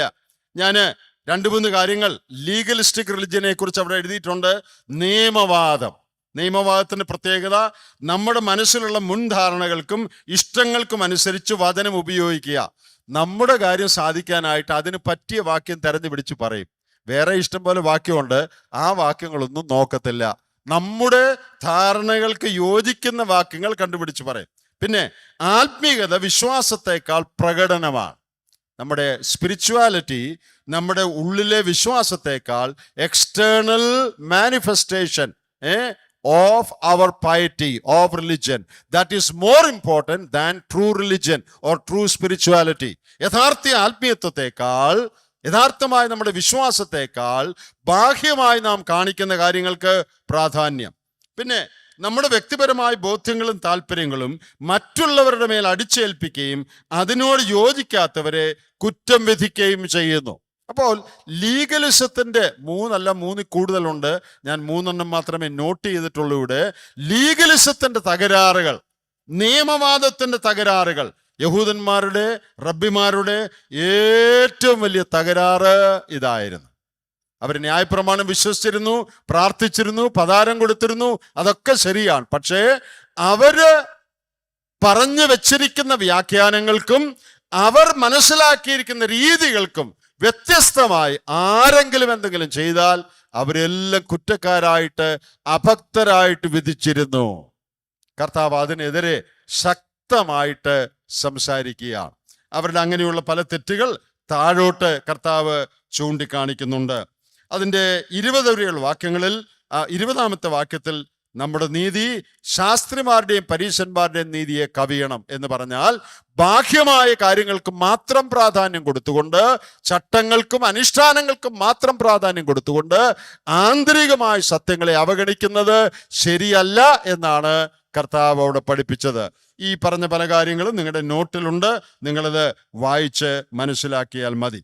ഇനി 21 മുതൽ ഉള്ള വാക്യങ്ങളിൽ കർത്താവ് അനേക വിഷയങ്ങളെക്കുറിച്ച് സംസാരിക്കാനായിട്ട് പോകുകയാണ്. അവരുടെ തിരുവെഴുത്തിനെ കുറിച്ചുള്ള തെറ്റായ വ്യാഖ്യാനങ്ങൾ. So from verse 21 onwards, the Lord is going to show them their false interpretation of the law. അവരുടെ തെറ്റായ വ്യാഖ്യാനങ്ങൾ 5-6 കാര്യങ്ങൾ പ്രത്യേകിച്ച് എടുത്തു കാണിക്കുന്നുണ്ട്. കുലപാതകം, വ്യഭിചാരം, വിവാഹമോചനം, സത്യം ചെയ്യൽ അതായത് ആണയിടൽ, പ്രതികാരം ചെയ്യുക, അയൽക്കാരനെ സ്നേഹിക്കുക. ഈ 6 കാര്യം സ്പെസിഫിക് ആയിട്ട് കർത്താവ് എടുത്തു കാണിക്കാൻ പോവുക. So the Lord speak about 6 areas in life where they erred in their interpretation of the law. ന്യായപ്രമാണത്തെ അവർ വ്യാഖ്യാനിച്ചതിൽ അവർ വരുത്തിയ ചില തെറ്റുകൾ 6 പ്രത്യേക കാര്യങ്ങൾ എടുത്ത് കർത്താവ് ചൂണ്ടിക്കാണിക്കുക. നാം അത് ഓരോന്നിലേക്ക് പോകുന്നതിന് മുൻപായിട്ട് കർത്താവിൻ്റെ ആ പ്രയോഗം ഒന്ന് ശ്രദ്ധിക്കണം. അതിൻ്റെ 21-ാം വാക്യത്തിൽ കുല ചെയ്യരുത് എന്നും ആരെങ്കിലും കുല ചെയ്താൽ ന്യായവിധിക്ക് യോഗ്യനാകുമെന്നും പൂർവന്മാരോട് അരുളി ചെയ്തത് നിങ്ങൾ കേട്ടിട്ടുണ്ടല്ലോ. മലയാളത്തിൽ പൂർവന്മാരോട് അരുളി ചെയ്തത് എന്നാണ്. എന്നാൽ ഇംഗ്ലീഷിൽ നിങ്ങൾ വായിച്ചാൽ പൂർവന്മാർ അരുളി ചെയ്തത് എന്നാണ് ഇംഗ്ലീഷിലെ ഭാഷാന്തരത്തിൽ. അതായിരിക്കണം കുറച്ചുകൂടി ശരി. പൂർവന്മാരോട് എന്നുള്ളതിനേക്കാൾ നിങ്ങളുടെ പൂർവന്മാർ, അവര് ഈ കാര്യങ്ങൾ നിങ്ങളെ പഠിപ്പിച്ചിട്ടുണ്ടല്ലോ. അപ്പോൾ ഇനി കർത്താവ് പറയാൻ പോകുന്ന കാര്യങ്ങൾ ചെയ്ത് നോക്കുക. നിങ്ങൾ കേട്ടിട്ടുണ്ടല്ലോ, പക്ഷേ ഞാൻ നിങ്ങളോട് പറയുന്നത്. അതിൻ്റെ 6 6 പ്രസ്താവനകൾ അങ്ങനെയുണ്ട്. 21 വാക്യം, കുല ചെയ്യരുത് എന്ന് കേട്ടിട്ടുണ്ടല്ലോ. പിന്നെ അതിൻ്റെ 27 വാക്യം, എന്ന് വ്യഭിചാരം ചെയ്യരുതെന്ന് അരുളി ചെയ്തത് നിങ്ങൾ കേട്ടിട്ടുണ്ടല്ലോ. 31 വാക്യം, ആരെങ്കിലും ആ ഭാര്യയെ ഉപേക്ഷിച്ചാൽ ആ അവൾക്ക് ഉപേക്ഷണ പത്രം കൊടുക്കട്ടെ എന്നും അരുളി ചെയ്തിട്ടുണ്ടല്ലോ. ഇനി അതിന്റെ 33 വാക്യത്തിൽ ഞാനോ നിങ്ങളോട് പറയുന്നതെന്ന് പറഞ്ഞ് കർത്താവ് അത് തുടർന്ന് പറയുകയാണ്. താഴോട്ട് നിങ്ങൾ വായിച്ചു വരുമ്പോൾ 38 വാക്യത്തിൽ കണ്ണിന് പകരം കണ്ണ് എന്നൊക്കെ നിങ്ങൾ കേട്ടിട്ടുണ്ടല്ലോ. ഇനി അതിന്റെ 43 വാക്യത്തിൽ കൂട്ടുകാരനെ സ്നേഹിക്കുക എന്നും ശത്രുവിനെ പഴിക്കുക എന്നും അരുളി ചെയ്ത് നിങ്ങൾ കേട്ടിട്ടുണ്ടല്ലോ. അപ്പോൾ ഇനി കർത്താവ് 6 കാര്യങ്ങൾ പറയാൻ പോവുക. ഈ 6 കാര്യങ്ങൾ പറയുന്ന രീതി ഒന്ന് ശ്രദ്ധിക്കണം. ഇങ്ങനെ നിങ്ങൾ ഈ വിഷയത്തെക്കുറിച്ച് കേട്ടിട്ടുണ്ടല്ലോ, പക്ഷേ ഞാനോ പറയുന്നത്. അപ്പൊ ഒറ്റ വായനയെ തോന്നും, ന്യായപ്രമാണത്തിൽ ഇങ്ങനെയൊക്കെ പറഞ്ഞിട്ടുണ്ട്, പക്ഷെ അതൊന്നും ശരിയല്ല, ഞാൻ പറയുന്നതാണ് ശരിയെന്ന് കർത്താവ് പറയുന്നു എന്നാണ്. അങ്ങനെയല്ല. ന്യായപ്രമാണത്തിൽ പറഞ്ഞിരിക്കുന്നത് ശരിയല്ലെന്നല്ല കർത്താവ് പറയുന്നത്. പൂർവന്മാർ അരുളി ചെയ്തത്, അല്ലെങ്കിൽ പൂർവന്മാരോട് അരുളി ചെയ്തത് നിങ്ങൾ കേട്ടിട്ടുണ്ടല്ലോ എന്ന് പറയുന്നത് ഈ യഹൂദ റബ്ബിമാർ ന്യായപ്രമാണത്തിന് കൊടുത്ത വ്യാഖ്യാനം, അന്ന് അവരുടെ ഇടയിൽ പ്രചാരത്തിലിരുന്ന വ്യാഖ്യാനത്തിന്റെ കാര്യമാണ്, നേരിട്ടുള്ള എഴുത്തിന്റെ കാര്യമല്ല. നേരിട്ടുള്ള എഴുത്തിനെ മത്തായി 4 കർത്താവ് പറയുന്നു, പിശാചിനോട് പറഞ്ഞു, എന്ത് പറഞ്ഞു? എന്ന് എഴുതിയിരിക്കുന്നല്ലോ. It is written, it is also written. ഇവിടെ പറയുന്ന അതല്ല, നിങ്ങൾ കേട്ടിട്ടുണ്ടല്ലോ. എന്താ കേട്ടിരിക്കുന്നത്? നിങ്ങളുടെ യഹൂദ റബ്ബിമാർ പറഞ്ഞ കാര്യം നിങ്ങൾ കേട്ടിട്ടുണ്ടല്ലോ. ഇവിടെ വേറെ ഒരു കാര്യം കൂടി ചെറുതായിട്ടൊന്ന് മനസ്സിലാക്കേണ്ടതായിട്ടുണ്ട്. യഹൂദന്മാർ ബാബിലോണിലേക്ക് 70 വർഷം അടിമകളായി പോയപ്പോ എബ്രായ ഭാഷയിലുള്ള അവരുടെ പ്രാവീണ്യം നഷ്ടപ്പെട്ടു. അവർക്ക് പലർക്കും എബ്രായ ഭാഷയിലുള്ള എഴുത്തുകൾ, അതായത് തിരുവെഴുത്ത്, വായിക്കുവാനോ മനസ്സിലാക്കുവാനോ സ്വന്തമായിട്ട് കഴിയാത്ത അവസ്ഥ വന്നു. അവർ ബാബിലോണിൽ നിന്ന് മടങ്ങി വന്നെങ്കിലും ഭാഷ അവർക്ക് വശമല്ലാത്തൊരവസ്ഥ ഉണ്ടായിരുന്നു. നമ്മുടെയൊക്കെ മക്കള് അമേരിക്കയിലോ അല്ലെങ്കിൽ മറ്റു സ്ഥലങ്ങളിലൊക്കെ പോയിട്ട് കുറച്ച് നാൾ കഴിഞ്ഞ് അവരുടെ മക്കളൊക്കെ ആകുമ്പോൾ മലയാളം അല്പസ്വല്പമൊക്കെ പറയുമെങ്കിലും മലയാളത്തിലൊന്നും വായിക്കാനോ വേദപുസ്തകം വായിക്കാൻ പോലും അവർക്ക് അറിഞ്ഞുകൂടാ എന്ന് പറയുന്ന ഒരു സ്ഥിതി. അപ്പോൾ കർത്താവിന്റെ കാലത്ത് ജീവിച്ചിരുന്ന യഹൂദന്മാരിൽ പലർക്കും എബ്രായ ഭാഷ അല്പമൊക്കെ അറിയാമായിരിക്കുമെന്നല്ലാതെ തിരുവെഴുത്തുകൾ എബ്രായ ഭാഷയിൽ വായിച്ച് മനസ്സിലാക്കാനുള്ള കഴിവില്ലായിരുന്നു. പിന്നെ എങ്ങനെ അവർ തിരുവെഴുത്ത് മനസ്സിലാക്കുന്നത്? ശാസ്ത്രിമാരുടെയും പരീശന്മാരുടെയും വ്യാഖ്യാനങ്ങളാണ് തിരുവെഴുത്തായിട്ട് അവർ മനസ്സിലാക്കിയിരുന്നത്. അവർ പറയുന്നത് ദൈവവചനമാണെന്ന് ഈ കേൾവിക്കാർ ധരിച്ചു. ആ കാലത്ത് ന്യായപ്രമാണത്തിന്റെ ഒരു ലൂസ് വെർഷൻ, ഒരു അയഞ്ഞ തർജ്ജമയാണ് അന്ന് പ്രധാനമായി ഉപയോഗിച്ചിരുന്നത്. ആ തർജ്ജമയിൽ ഇവരുടെ ഫുട് നോട്ടുകൾ, ഇവരുടെ അഭിപ്രായങ്ങൾ, ഇവരുടെ വ്യാഖ്യാനങ്ങളും കൂടെ കൂടിച്ചേർന്ന ഒരു loose version of the law, അതാണെന്ന് ഉപയോഗിച്ചിരുന്നത്. അതിനെയാണ് ദൈവവചനമായിട്ട്, യഥാർത്ഥ ന്യായപ്രമാണമായിട്ട് ജനം വിചാരിച്ചിരുന്നത്. അതിനെ ഉദ്ദേശിച്ചാണ് കർത്താവ് നിങ്ങൾ കേട്ടിട്ടുണ്ടല്ലോ, അരുളി ചെയ്തിരിക്കുന്നു എന്ന് പറഞ്ഞിരിക്കുന്നത്. അത് ശരിയല്ലെന്നാണ് കർത്താവ് പറയുന്നത്. ന്യായപ്രമാണം ശരിയല്ലെന്നല്ല, ന്യായപ്രമാണത്തിന് നിങ്ങൾ കൊടുത്തിരിക്കുന്ന വ്യാഖ്യാനം, അത് ദൈവവചനമാണ് നിങ്ങൾ ധരിച്ചിരിക്കുന്നത്, അത് ശരിയല്ല എന്നാണ് കർത്താവ് ഇവിടെ പഠിപ്പിക്കാനായിട്ട് പോകുന്നത്. എന്നിട്ട് അതിന് കോൺട്രാസ്റ്റായി, അതിന് വിരുദ്ധമായി കർത്താവ് പറയുന്നത്, പക്ഷേ ഞാൻ നിങ്ങളോട് പറയുന്നു. അതിൻ്റെ അർത്ഥം എന്താ? ന്യായപ്രമാണത്തിൽ നിന്ന് വ്യത്യാസമായ ഒരു കാര്യം ഞാൻ നിങ്ങളോട് പറയുന്നു എന്നല്ല അതിൻ്റെ അർത്ഥം. അതിൻ്റെ അർത്ഥം ന്യായപ്രമാണത്തിൽ ഇങ്ങനെയാണെന്നൊക്കെ നിങ്ങൾ കേട്ടിട്ടുണ്ടല്ലോ, പക്ഷേ അതിൻ്റെ ശരിയായ വ്യാഖ്യാനം ഇതാണ്, ശരിയായ അർത്ഥം ഇതാണ്, അതിൽ ദൈവം ഉദ്ദേശിച്ചത് ഇതാണ്. ഇതാണ് കർത്താവ് അവിടെ പറയുന്നത്. അപ്പോൾ നാളെ മുതൽ നാം അതിൽ ഓരോന്നോരോന്നും നോക്കാൻ പോവുകയാണ്. ഇവരുടെ വ്യാഖ്യാനത്തിലുള്ള പെശക് എന്താണ്, കർത്താവ് അതിനെ എങ്ങനെയാണ് തിരുത്തുന്നത്, ആധികാരികമായിട്ട് കർത്താവ് എന്താണ് ഈ വിഷയങ്ങളെക്കുറിച്ച് പറഞ്ഞത് എന്നുള്ളത് നാം ഒന്ന് ചിന്തിക്കാൻ പോകുകയാണ്.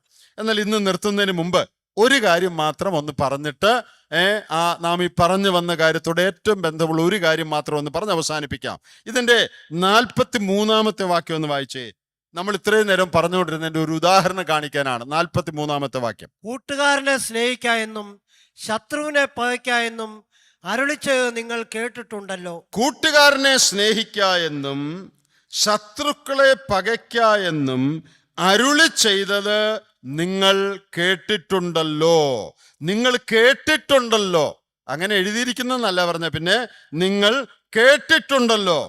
അതെവിടാ ഇവര് കേട്ടത്? അതെവിടാ കേട്ടത്? കൂട്ടുകാരനെ സ്നേഹിക്കുക, ശത്രുവിനെ പകയ്ക്കാന്ന് എവിടാ കേട്ടത്? ഇവരുടെ സാറുമാർ പഠിപ്പിച്ചാണ് കേട്ടത്. എന്നാൽ അങ്ങനെ ന്യായപ്രമാണത്തിൽ എഴുതിയിട്ടുണ്ടോ? ഇത് കേൾക്കുന്നവർ വിചാരിക്കുന്നത് ഇത് അതേപടി ന്യായപ്രമാണത്തിൽ എഴുതിയിട്ടുണ്ടെന്നാ. എന്നാൽ ന്യായപ്രമാണത്തിൽ ഇത് എഴുതിയിട്ടുണ്ടോ എന്ന് ന്യായപ്രമാണം വായിച്ചു നോക്കണം, അപ്പോഴേ മനസ്സിലാകുള്ളൂ ന്യായപ്രമാണത്തിൽ ഇത് എഴുതിയിട്ടുണ്ടോ എന്ന്. നിങ്ങൾ നോക്കുക, ന്യായപ്രമാണം വായിച്ചു നോക്കുമ്പോൾ അങ്ങനെ എഴുതിയിട്ടുള്ളതായിട്ട് നമുക്ക് മനസ്സിലാക്കാനായിട്ട് സാധിക്കുകയില്ല. നമുക്ക് ആ വാക്യം ഒന്ന് വായിച്ചു നോക്കാം. എവിടെ ന്യായപ്രമാണത്തിൽ ഇത് എഴുതിയത്? ലേവിയ 19:18. ന്യായപ്രമാണത്തിൽ അരുളി ചെയ്തത് നിങ്ങൾ കേട്ടിട്ടുണ്ടല്ലോ. എന്താ ന്യായപ്രമാണത്തിൽ എഴുതിയിരിക്കുന്നത്? ലെവിറ്റിക്കസ് 19:18 ഒന്ന് വായിച്ചാട്ടെ. ലേവിയ 19:18 വാക്യം. നിന്റെ ജനത്തിന്റെ മക്കളോടെ പക വെക്കരുതേ, കൂട്ടുകാരനെ നിന്നെ പോലെ തന്നെ സ്നേഹിക്കണം, ഞാൻ യഹോവയാകുന്നു. അത്രേ ഉള്ളോ? കൂട്ടുകാരനെ നിന്നെ പോലെ സ്നേഹിക്കണം, ശത്രുവിനെ പകയ്ക്കണം. അങ്ങനെയാണോ? നിങ്ങളുടെ വേദപുസ്തകം ഉണ്ടോ നോക്കിക്കേ, എങ്ങനെ എഴുതിയിരിക്കുന്നതെന്ന്. ന്യായപ്രമാണം എന്താ പറഞ്ഞേ? കൂട്ടുകാരനെ നിന്നെ പോലെ സ്നേഹിക്കണം, ശത്രുവിനെ പകയ്ക്കണം. അങ്ങനെയാണോ എഴുതിയിരിക്കുന്നത്? അല്ല. പിന്നെ അത് എഴുതിയിരിക്കുന്നത് കൂട്ടുകാരനെ നിന്നെ പോലെ സ്നേഹിക്കണം. പക്ഷെ അവര് കേട്ടിരിക്കുന്നത് എന്താ? കൂട്ടുകാരനെ സ്നേഹിക്ക എന്നും ശത്രുവിനെ പകയ്ക്ക എന്നും അരുളി ചെയ്തത് നിങ്ങൾ കേട്ടിട്ടുണ്ടല്ലോ. അങ്ങനെ അരുളി ചെയ്തിട്ടുണ്ടോ? അരുളി ചെയ്തെന്ന് പറഞ്ഞാൽ അങ്ങനെ വചനത്തിലുണ്ടോ? വചനത്തിലില്ല. ലേവിയ 19:18 കൂട്ടുകാരനെ സ്നേഹിക്കണമെന്നേ പറഞ്ഞിട്ടുള്ളൂ, ശത്രുവിനെ പകയ്ക്കണമെന്ന് പറഞ്ഞിട്ടില്ല. പുറപ്പാട് 23:4-5 വാക്യങ്ങളിൽ സമയമില്ലാത്തതുകൊണ്ട് വായിക്കേണ്ട, നിങ്ങൾ വായിച്ചു നോക്കിയാൽ മതി. ശത്രുവിനോട് ദയയോടെ പെരുമാറണമെന്ന് അവിടെ എഴുതിയിട്ടുണ്ട്, പുറപ്പാട് 23:4-5 വാക്യങ്ങളിൽ. അപ്പൊ ഈ രണ്ടാം ഭാഗം ആര് പറഞ്ഞതാ? കൂട്ടുകാരനെ സ്നേഹിക്കുക, അത് ന്യായപ്രമാണത്തിലുള്ള. ശത്രുവിനെ പകയ്ക്കാന്നുള്ള ആര് പറഞ്ഞതാ? അത് അവരുടെ റബ്ബിമാർ കൂട്ടിച്ചേർത്തതാണ്. മാത്രമല്ല അതിനവർ വ്യാഖ്യാനങ്ങളും കൊടുത്തു. കൂട്ടുകാരൻ എന്ന് പറഞ്ഞാൽ യഹൂദൻ, പുറജാതികളും ശമരിക്കാരനും എല്ലാം നിങ്ങളുടെ ശത്രുക്കൾ. ഇങ്ങനെയാണ് അവർ പഠിപ്പിച്ചിരുന്നത്. അപ്പോ അന്ന് ജീവിച്ചിരുന്ന സാധാരണ ഒരു യഹൂദൻ എന്താ മനസ്സിലാക്കിയെന്നറിയാമോ? തിരുവെഴുത്തിൽ എന്ത് പറഞ്ഞിട്ടുണ്ട്? യഹൂദന്മാരെ എല്ലാവരെയും സ്നേഹിക്കണം, നോൺ ജ്യൂസിനെ എല്ലാം പകയ്ക്കണം. ഇതാണ് ദൈവം പറഞ്ഞിരിക്കുന്നത്. അതാണ് ദൈവവചനമായിട്ട് അവർ വിചാരിച്ചിരുന്നത്. കർത്താവ് ആ തെറ്റ് തിരുത്തുകയാണ്. കൂട്ടുകാരനെ സ്നേഹിക്കുക, ശത്രുവിനെ പകയ്ക്ക എന്ന് പറഞ്ഞിട്ടുണ്ടല്ലോ. നിങ്ങൾ കേട്ടത് മുഴുവനും പെശകാണ്, അങ്ങനെ പറഞ്ഞിട്ടില്ല. ശത്രുവിനെ സ്നേഹിക്കാനേ പഴയ നിയമത്തിൽ പറഞ്ഞിട്ടുള്ളൂ. കർത്താവ് അത് പിന്നീട് വിശദീകരിക്കുകയാണ്. നമുക്കത് പുറകെ ചിന്തിക്കാം. അപ്പൊ ആ തെറ്റ് നിങ്ങൾക്ക് മനസ്സിലായെന്ന് ഞാൻ വിചാരിക്കുന്നു. കർത്താവ് നല്ല ശമരിക്കാരന്റെ കാര്യം പറഞ്ഞു. Who is my neighbour? ആരാണ് എൻ്റെ അയൽക്കാരൻ, കൂട്ടുകാരൻ എന്ന് തെളിയിക്കാനാ പറഞ്ഞേ. അപ്പോ ഒരാൾ ചോദിച്ചു, ആരാ എൻ്റെ കൂട്ടുകാരൻ? കർത്താവ് ശമരിക്കാരന്റെ കാര്യം പറഞ്ഞു. നിങ്ങൾ ശ്രദ്ധിച്ചോ? അതിൻ്റെ ഒടുവിൽ കർത്താവ് ആദ്യം ആ ചോദ്യം തിരിച്ചു ചോദിച്ചു. ഇവൻ ചോദിച്ച ചോദ്യം കർത്താവ് തിരിച്ചു ചോദിച്ചു. കർത്താവ് ചോദിച്ചു, ഈ മൂവരിൽ ആരാ കൂട്ടുകാരൻ? അപ്പൊ അവൻ പറഞ്ഞു, ആരാ കൂട്ടുകാരൻ? ശമരിക്കാരൻ. കൂട്ടുകാരൻ ആരാന്ന് യഹൂദന്മാർ പറഞ്ഞുകൊണ്ട് നടക്കുന്നേ? യഹൂദന്മാര്. ശമരിക്കാര് ശത്രുക്കൾ, അവരെ വെറുക്കണം. കർത്താവ് അവനെ കൊണ്ട് പറയിപ്പിച്ചു, കൂട്ടുകാരൻ ആരാ? ലേവ്യനുമല്ല, പുരോഹിതനുമല്ല, ശമര്യനാണ്. അപ്പൊ കർത്താവിന്റെ തിരുത്തൽ രീതി കണ്ടോ? ദൈവം നമ്മെ സഹായിക്കട്ടെ. അപ്പോൾ തിരുവെഴുത്തിൽ ഇല്ലാത്ത കാര്യം അവര് വ്യാഖ്യാനിച്ച് ചേർത്ത് അത് തലമുറകളായി പഠിപ്പിച്ച് അതാണ് തിരുവെഴുത്തെന്ന് ജനങ്ങൾ വിചാരിച്ചു വെച്ചിരിക്കുകയാണ്. അതിനെ കർത്താവ് ചോദ്യം ചെയ്യുകയും അതിനെ കർത്താവ് തിരുത്തുകയും ന്യായപ്രമാണം കൊണ്ട് യഥാർത്ഥമായിട്ട് എന്താണ് ഉദ്ദേശിക്കുന്നതെന്ന് കർത്താവ് പറയുകയുമാണ് ഇവിടെ ചെയ്യുന്നത്. വരുന്ന ദിവസങ്ങളിൽ നിങ്ങൾ ആ ഭാഗങ്ങൾ, താഴോട്ടുള്ള ഭാഗങ്ങളൊന്ന് വായിച്ചുകൊണ്ട് വന്നാൽ നമ്മൾ കുല ചെയ്യരുത് എന്ന് തുടങ്ങി അടുത്ത കാര്യങ്ങൾ പറയുമ്പോൾ നിങ്ങൾക്കത് കൂടുതൽ മനസ്സിലാകും. ദൈവം നമ്മെ സഹായിക്കട്ടെ.